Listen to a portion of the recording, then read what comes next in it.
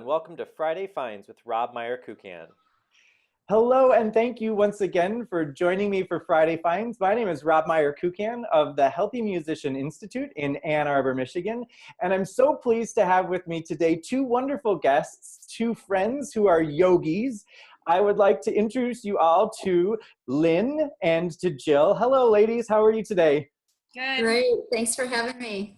Yeah, thanks so much for being here, for chatting about something that I think you guys might like a little bit, right?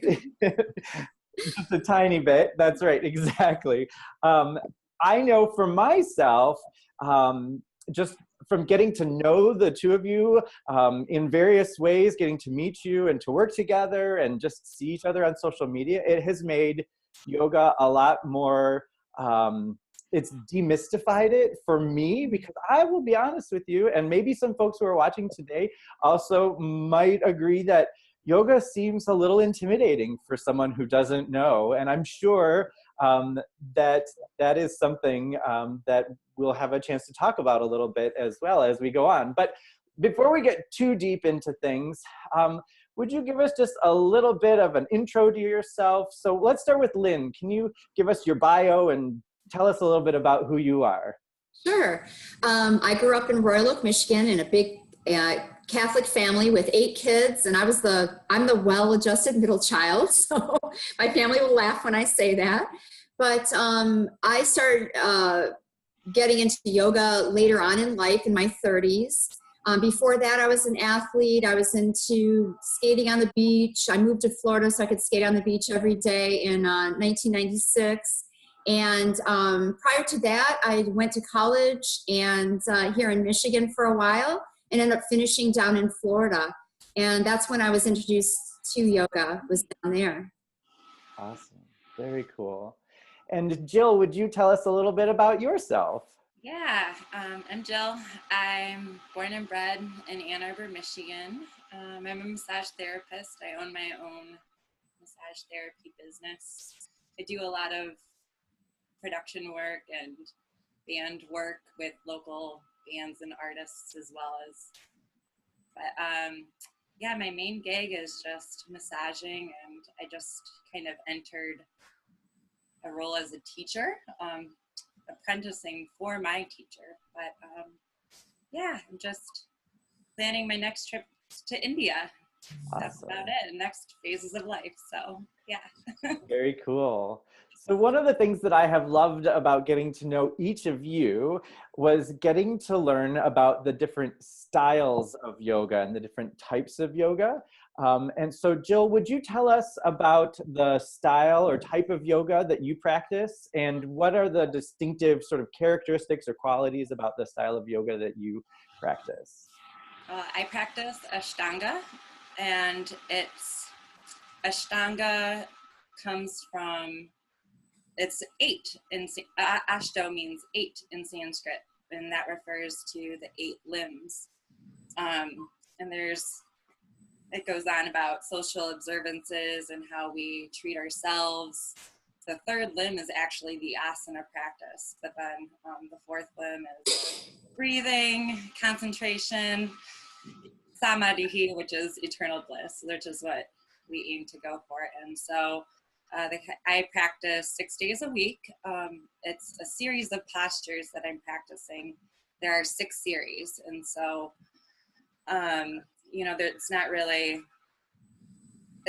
of course we want to experience the future postures, but it's not about getting the postures. It's kind of about this journey of being in the posture and what it's kind of doing in the rest of our lives. And so it's a Rajasic style of yoga, but yeah, it's also a Hatha style of yoga as well. But yeah, Ashtanga. That's it. So what does that mean, Hatha style of yoga? Hatha means sun and moon. Ha means sun. Ta means moon. That can also be viewed as the dualities or the inhale and exhale. And so Hatha connects the inhale and exhale into movements. And so, you know, with an inhale, you're moving. And then with an exhale, you're connecting to another movement. Yeah, so it's I believe it to be both action and restorative, but kind of gives you a full spectrum of a practice, of a physical asana practice. Wonderful. Awesome. So Lynn, tell us about the style of yoga that you do. Well, these days, I'm teaching yin yoga. And so yin yoga is the opposite of what I started with, which is Ashtanga. My first certification back in 2001 was an Ashtanga type of certification, but also included basic yoga, Hatha yoga, and just the different types of yoga that I could teach as I branched out into teaching. So I've kind of gone through the whole spectrum of all different types of yoga. I haven't done any other trainings, but I've traveled to India several times to learn. And I've done a lot of meditation. And I went to Osho's ashram back in Pune, India, back in 2008. And at that point, I was just teaching Vinyasa yoga. So I love what David Swenson, one of the America's Ashtanga teachers, says is Vinyasa is the marriage between breath and movement. And that's really what I was doing for many, many years, the first decade of my teaching practice, teaching classes and owning a studio. And I went to Osho's and I learned all these really cool types of active meditations, is what he calls them. So when I came back to Michigan and back to the studios, I was teaching Vinyasa. I realized people weren't able to sit on the ground long enough to do these styles of meditation because their hips were so tight. And I don't remember the exact moment, but yin yoga came into my life at that point. And I started reading and practicing and then eventually teaching just from my own studying, to just putting one class here and there on studio schedules, and they just started exploding. So it's kind of like I've gone from being this hot yoga teacher, with the steaming room and the music, to this very subtle style of yoga, which is yin. So yin targets the connective tissue of the body.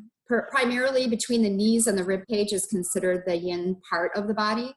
And the connective tissue we really target is ligament, which is a plasticky, dry type of tissue. So in order to get this tissue to change or grow stronger or more flexible, more resistant to injury, we have to stay for time in these poses. So that is, I think, the most challenging part of yin is to get people to try to be still in the pose, to find a place that feels just right where they can actually stay in the pose long enough to receive the benefits. And the classes have just exploded. And now I do yin yoga teacher trainings for the last 8 years, and I'm traveling all around the country doing that. So it's been an exciting thing to be a part of, letting the universe just kind of guide me to this totally different type of yoga that people weren't really open to and understanding yet. And so I feel kind of like the pioneer of yin yoga. It's from China originally, because we have the yin and yang, the balancing of the stillness and the movement, the hot and the cold and all of that, earth and heaven. But this style of yoga is very, very meditative because you have so much time in each posture to come up against what's happening within the mind. So being a meditator and a yogi, I just feel like this is kind of what we need right now. And I know it's what I need, and many, many people around here that take the classes of myself and my teachers. Very cool. I remember the class that I did with you, Lynn, the first class where I first met you, and we were getting into the pose, and you said, and now we're going to hang out here for 5 minutes. And I was like, what? And it was wonderful because I really had a chance to just sort of rest into that pose. And we got done with 5 minutes and I was like, oh, I could do that. And it was pretty good because guess what? We were going into another pose and we were hanging out there for another 5 minutes. And so that's pretty cool. Awesome. Absolutely. Wonderful. So through sharing a little bit about the style of yoga that you do now, we were able to hear a little bit of your yoga journey and how you got into yoga. So Jill, will you give us a little bit of just how did you end up getting into yoga? A history lesson. That's right. It's history according to Jill. Yeah. So I grew up an athlete. I played soccer, I swam, I played volleyball. I like to dance, but my mom never really put me in ballet shoes or anything. And I remember going to my very first yoga class, which was an Iyengar, which is a restorative yoga class, which goes along with yin. And I was 15, and so it was about 13 years from finding Ashtanga. And I remember being at this yoga class and just not feeling like, oh, I'm going to do this every day the rest of my life. But I felt this curiosity, right? This thing where I felt like I should, this obligation, right? This internal obligation. I didn't really, I think probably once a month from that point forward, once or twice, maybe once a week if I was really awesome. But I call it my flirting with yoga phase, where I just kind of, any class that was open, the time that I was like, yeah, I feel like going to a yoga class. What's just great, perfect, homegirl, let's go. I got dumped when I was 28, and my heart was broken. And the person that actually broke my heart, or I broke my own heart, but was an Ashtangi, and he practiced. And I could never understood why this guy was waking up at 5 a.m. every morning. To me, I was like, what's wrong with him? But I like him, but what's wrong with you? So, out of an attempt of getting back together with him, I was like, let's try this Ashtanga, let's show him, he'll want to date me, and then joke's on me. After my first sun salutation, I spent probably 2 days crying, because there was this actualization that there's so much in me that I had to explore that I hadn't. And here I was pursuing intimate relationships with people, that I was projecting these things that I hadn't explored yet on people. And so for me, it was like I had to get on the mat every day. I knew I had to get on the mat every day, because it just brought so much into me that I didn't even know was there. So yeah, it was kind of like joke ended up being on me after trying to, so. Wow. That's an amazing personal journey. It was. Wow, that's cool. But I can't be more grateful, or, I'm glad that my ego got the best of me, really, because it's been a good journey putting it in the back seat, so. That's so cool. Excellent. Yeah. Both of you have a common experience of having traveled to India to study. If someone is new to yoga and thinks that this is something that they'd really like to get involved, do they have to go to India to study? And I said I would pick one of you to answer that. So we'll go with Lynne to answer first, and then we'll get Jill's perspective too. It's funny because the first time I went to India was after owning a studio for 4 years and being the teacher and not really being a student for a long time, because I was the only studio in this small town in Minnesota. And my teacher had been to India. Both of my teachers had been to India. And I always had this craving to go to India. So at the end of that 4 years, I just decided that I was going to go to India for 3 months. This was my first time really being out of the country, any place far, far away from home. And my father wanted me to get a cell phone. And I said, Dad, no, I'm not getting it. That's the whole reason I'm going, is so I can find myself. So that was it was a personal journey to find myself. I wanted to go by myself, but I was meeting up with a brother of one of my students, because and then because my parents were so terrified for me to go by myself, I actually did a blog for the whole time I was there, which, I don't know, I'm sure Jill knows, in India, trying to be on a computer and having consistent electricity is tough. You learn to press the save button a lot, right? Yeah, you press the save button every time you write a paragraph, otherwise it's completely gone. So that journey for me was really preparation for coming back here to Michigan and helping my father pass away. I didn't know at the time that he was sick, and but I had so many great experiences there that helped me to grow, meeting different types of teachers, meeting some people that kind of said they were teachers that really weren't, that could do certain things, magical things that you thought that would bring them up to higher consciousness, but really didn't. Just going to different ashrams. I stayed in ashrams all throughout India. So for me, as a teacher, I think it's really important for teachers to go there and experience the true yoga. What it is just living life, right? It's not getting on the mat. It's the preparation for what we go through in life. And so it really did prepare me, being there and just experiencing it. As soon as my feet hit the ground, I felt like I was home. So I think maybe a past life or something, I've been there before. I felt like I had definitely been there before. Of course, I got sick, like everybody else does.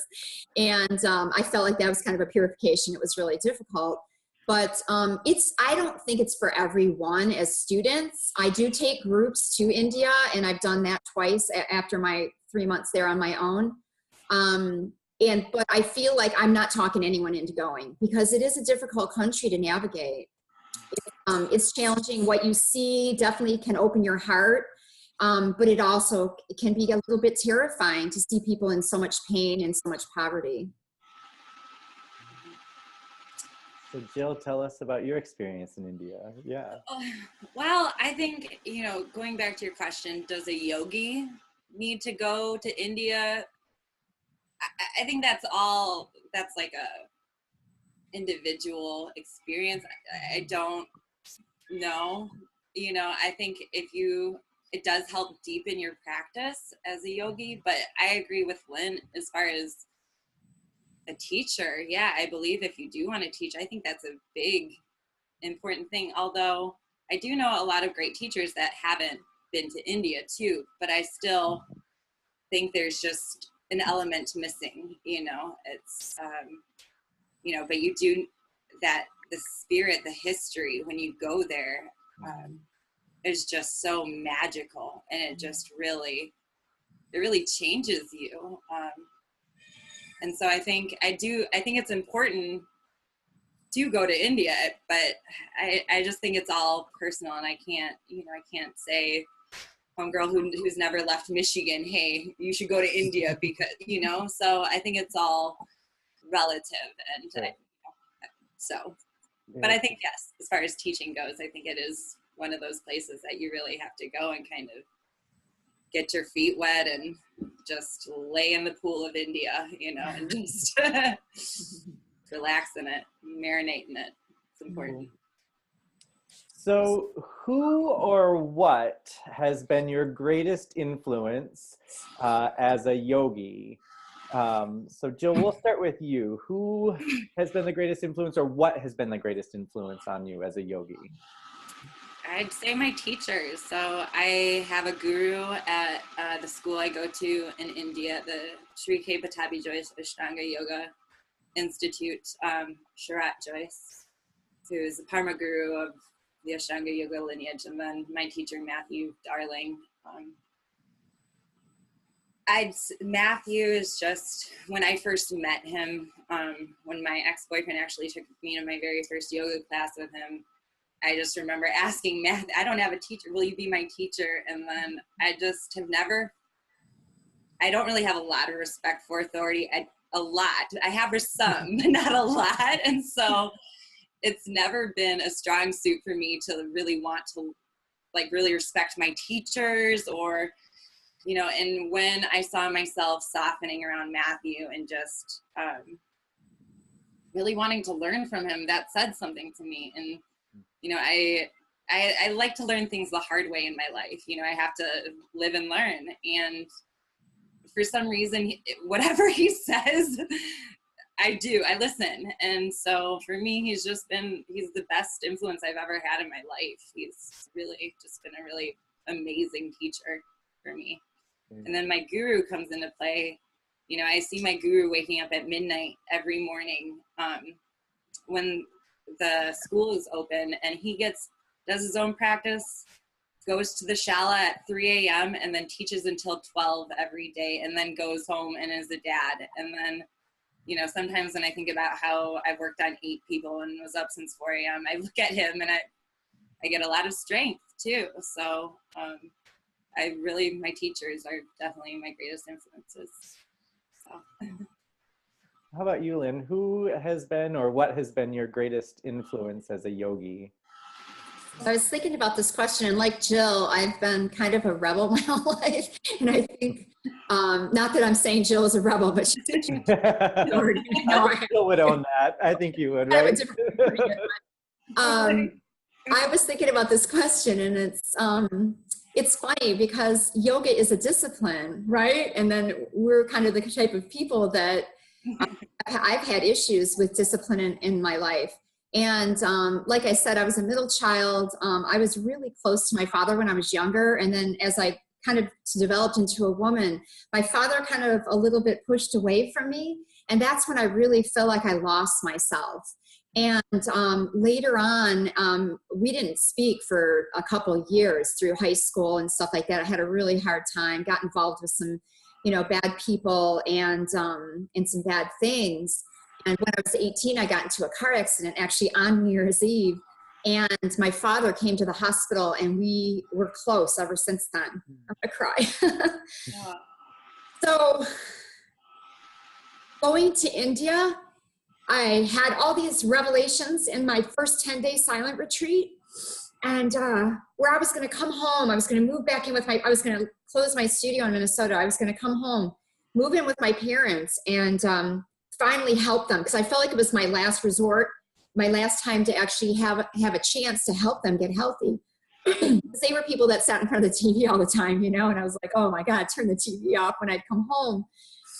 And when I got out of that retreat, I had all these ideas I was going to move home, get them healthy. I was going to write a book. I was going to be on Oprah. You know, I had all these visions.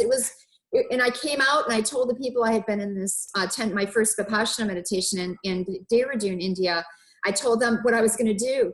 And then a few days later, after hiking through the Himalayas and just feeling like so inspired and so open and so tender, like Jill was saying about becoming soft, right? That's what I feel like India helped me to find that softness. That I found out my dad had stage 4 cancer. So I came home to actually help him die. And so my dad has been just a huge influence on me, even though he probably doesn't think that or feel that. But yeah. That's beautiful. Yeah. Thank you for sharing that, both of you for sharing that.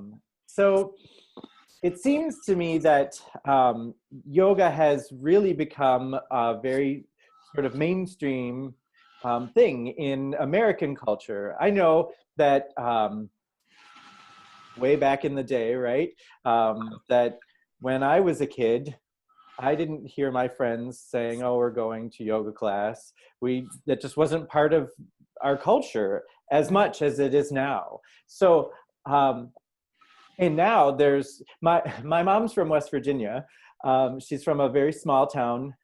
It's not a very rural town, but it's a very small town in West Virginia. And I went to visit there about 5 years ago. And I thought, I'm going on vacation, I'll get a massage. This was before I had gone to massage school, but I thought, I'll get a massage while I'm in mom's hometown. And so I looked on the internet, and I could only find 2 massage therapists.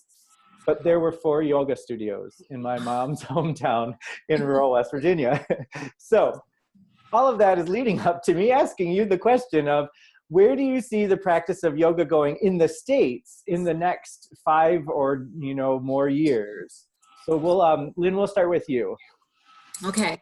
The funny thing is, through my teaching of yin yoga, my trainings, I actually went back and looked at the history of yoga, and my teacher, Bernie Clark, is my teacher, my yin yoga teacher. I went back through his book, and he has actually a history in there of yoga there in his book. And I now share that with my students to make sure that they understand how yoga started, how it was this practice of meditation for sages and saints. And then, the common people were allowed to practice eventually, but how it developed from being this very meditative practice into a very physical practice. And when it came to America, it became this very physical practice. And I feel like we've, not through Ashtanga, because I love Ashtanga, and I feel like Ashtanga is definitely one of the pure styles of yoga, because it is such a discipline, like Jill was saying. And I admire people that can do that, that can get up that early and do the practice on a daily basis like that. I think it's amazing. But when you look at Vinyasa and you look at these teachers that are taking weekend trainings, and how these teachers are now coming out and teaching people what yoga is, I feel like it's become very watered down. But now I feel like we are starting to come back to, because there are injuries happening because of that aspect of what's happening. I feel like it's now coming back to more of its true state. And I'm hoping that, like you said in the question, 5 or 10 years, what's going to happen? I'm hoping that it will come back to more of its pure state, where it becomes more of a healing modality rather than more of a gymnastics thing and way to show off your Lululemon clothes. That's what happens around in here. I think it becomes more of a fashion show, and there's not much alignment that's being addressed in some of these classes. It's just, I'm sorry, but I just feel like people are going to get injured. And the reason I feel yin is so powerful is because it is a healing modality. So if we're going to take care of our joints, shoulders, hips, knees, ankles, neck, everything, the spine, then we can do these other styles of yoga for the rest of our life. So my first teacher was in her 70s. She's in her 90s now. When I met her, and I couldn't even touch the ground, because like I said, I was an athlete and I was skating on the beach every day in Florida, and I was lifting weights and doing, aerobics and things like that. But she was in her 70s and she could put both feet, she could do Ekapada or Dvaipada Shirshasana, right? Put both feet behind her head. And I'm like, wait a minute, I'm in my 30s and she's still years older than me. She was my inspiration, right? And she was a true Ashtangi, a true yogi that took a vow of poverty. And so I feel so blessed and so honored that I actually had these teachers that showed me the pure state of yoga, along with my other teacher here in Michigan that I actually did my training with. So I'm hoping and praying and have a lot of hope that it will turn back towards a more pure type of yoga where people, because I think when people get injured, they are going to start seeking things that are more restorative. Wow. Thank you. I thought about that question. Yeah, you did. Excellent. So Jill, what about you? Where do you see the practice of yoga going in the States in the next 5 to 10 years? It's funny. I'm with Lynne on that same thought process. I believe that right now we've entered the salad bar of yoga, right? Like now it's like in the West, and my friends in India and I often refer to yoga that's practiced in the United States as Western yoga, because there's a huge difference between the traditional yoga and yoga that's taught by this 200, 500, 1,000 hour register yoga teacher. And not to discredit their knowledge, or their experience, but it's just kind of, something's getting lost in translation. And I think a lot of these people are like, well, and I want to add, backflips into this because it's good for this and it does this. And I think there's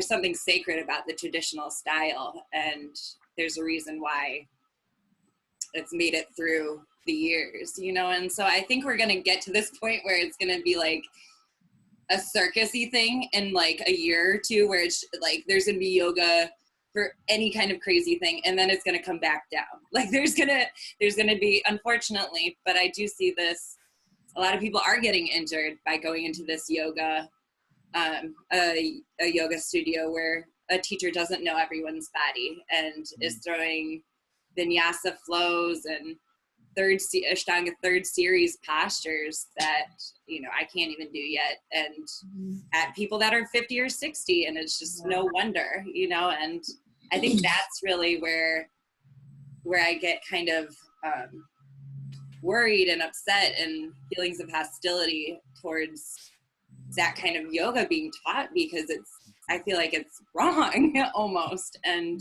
not wrong, but just it's just frightening. And I want everyone to have a great yoga experience. And so I hope that it'll come back to its traditional roots and style, and people can start to find that stillness, which I believe is, what we go to that. So, yeah.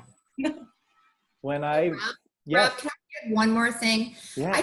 I feel like what we're doing right now is we're feeding the distraction of people's minds. And instead of, getting into the discipline, and which is so helpful, right? The discipline of yoga is what's helpful, it's what's healthy.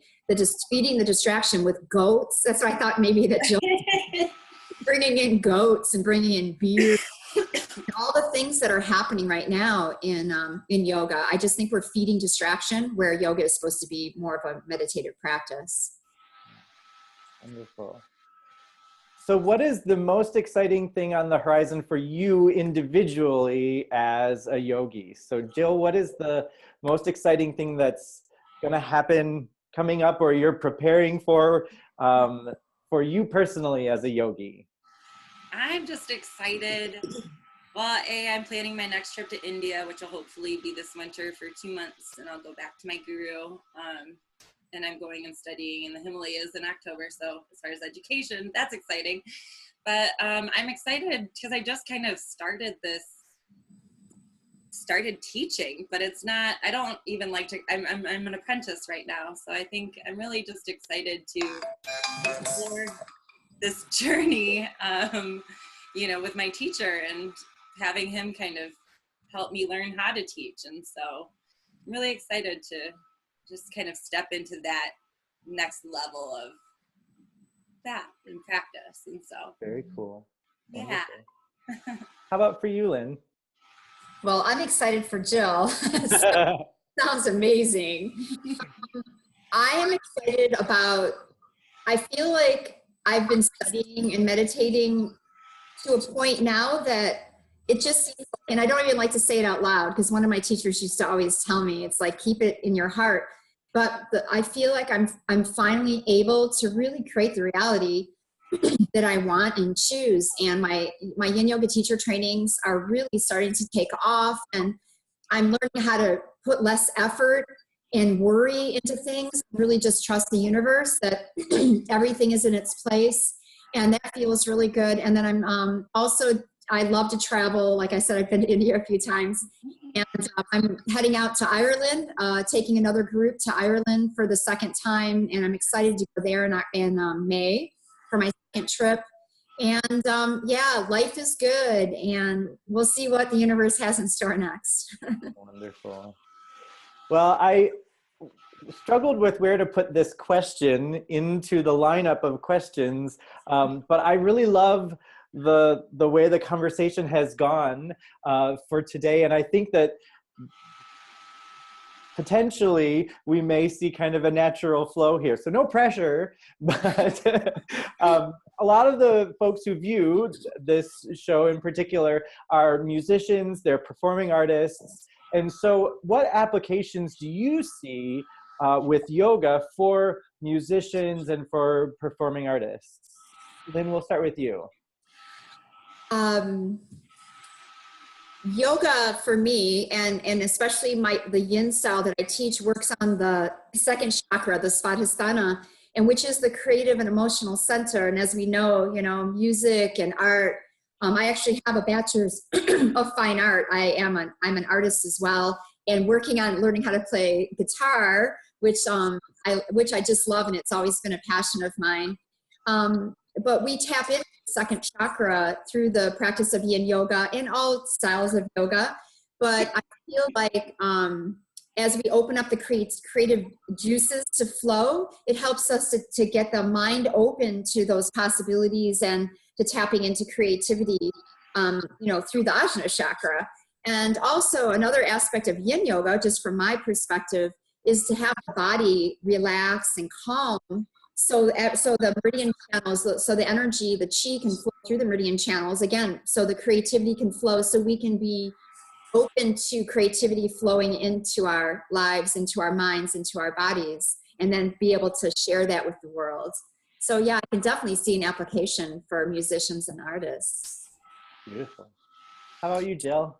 Yeah, I would definitely, if I were to prescribe yoga or recommend a style of yoga to artists, musicians, and whatnot, I would definitely say the restorative / yin route is a really good way to go. You know, you think of music being rajasic and action. You know, it can be very sattvic as well, though, but not so tamasic. And you know, I think to kind of complement that, I think you would need to restore it and kind of add a sattvic versus a vinyasa-y, more action into your life, because then that can make you a little too rajasic or a little too fiery. So yeah, I would say yin is the way to go.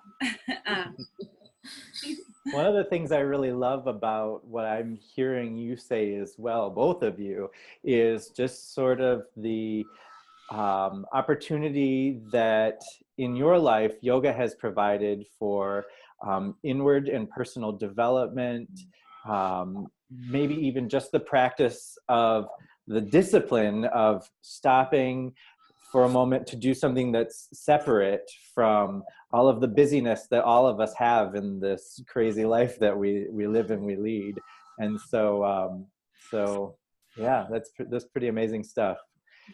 So I ask all of the guests who visit on the show to share with me some words of wisdom, to share the best piece of advice you were ever given. And it can be something serious or it can be something silly. It can be related to what we're talking about or completely off the wall. So Jill, we'll start with you. What are some words of wisdom for those who are watching and listening? Well, I came up with two little quotes that I think are from my teacher, Matthew Darling, but when he was teaching me how to back bend, he used to tell me head last, because I always wanted to bring my head up first, but you know, you have to bring your spine and kind of roll your spine up. And I like just head last. And with this practice kind of in yoga and approaching yoga, and, you know, just kind of approach it with an open heart and an openness versus what you think and latching onto these ideas that may not be true. And then, you know, let your breath be the only thing that holds you. And that, again, is another quote from my teacher. So. Beautiful. Beautiful. Thank you for sharing those. So Lynn, how about you? What are some words of wisdom? Well, I was thinking about this, and I think just for me, again, is the idea that I am not my thoughts. And I heard Oprah say this recently, and I feel like she's someone that's really gotten some of this information to the masses for us. That's so inspirational and helping people to deal with the craziness of the world in our life. Many teachers, Eckhart Tolle, Deepak Chopra, and even going back to like the Hatha Yoga Pradipika that says, you know, a yoga chitta vritti nirodha, right? Yoga is the cessation of the fluctuations of the mind. And so just to remember that thoughts can change and that we have the ability to change the thought, which is the energy that's, you know, we're sending out into the world to draw in what we want. And this is what I teach in every class. I have my students repeat it, use it as a mantra in class, that I'm not my thoughts, I'm not my thoughts, and that the thoughts are just there, and that we don't have to think that that's who we are, and that we can change that. We can change the direction of our life and the direction of everything, and we can choose happiness. Beautiful. Well, thank you both so much for sharing something that you're very passionate about. I think I have learned a lot about yoga. I've learned a lot about you both individually. So thank you both for being so open to share and to give of yourself in this way.